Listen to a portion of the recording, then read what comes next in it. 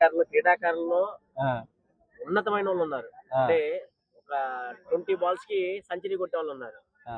దాన్ని దృష్టిలో పెట్టుకొని మాకు కూడా మంగళగిరి లాగే ఒక స్టేడియం చిలకలూరుపేట కొట్టిస్తే చాలా మంచిదని. నర్సాపేట కూడా ఉంది స్టేడియం, మనకి లేదు. ఉమ్.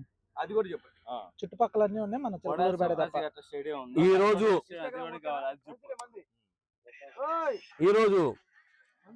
చిలకలూరుపేటలో న్యూగా స్థాయిలో టెన్నిస్ బాల్ క్రికెట్ టోర్నమెంట్ జరిగింది. ఈ ఒక టోర్నమెంట్లో ప్రథమ బహుమతిగా పురుషపట్నం వాళ్ళు గెలవడం జరిగింది. అదేవిధంగా ఈ యొక్క చిలకలూరుపేటలో దాదాపుగా 4-5 ఎకరాల్లో మంచి స్టేడియం నిర్మిస్తే ఆ యొక్క స్టేడియంలో మా చిలకలూరుపేటలో 20-25 బాల్స్లో 100 చేసేవాళ్ళు ఉన్నారు. ఒకసారి చూడండి మీరు. ఎందుకంటే మేము చెప్తున్నాము, ఆణిముత్యాలు ఎక్కడో రావు, మా చిలకలూరుపేటలో చాలా విధంగా ఉన్నారు.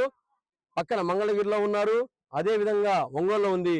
చిలకలూరుపేట కూడా మన చిలకలూరుపేట ఎమ్మెల్యే పత్తిపాటి పుల్లారావు గారు, అలాగే లోకేష్ గారు, చంద్రబాబు నాయుడు గారు ఆలోచన చేసి ఈ యొక్క చిలకలూరుపేటకి మంచి స్టేడియం తీసుకొస్తే, అదేవిధంగా ఐసీసీ కావచ్చు, 2020 కావచ్చు, వరల్డ్ కప్ ఏదైనా కానీ ఆ యొక్క మ్యాచ్ల్లో ఆడే విధంగా మా కుర్రోళ్ళు కానీ మేము కానీ ప్రోత్సహించే విధంగా మేము ఉంటాము.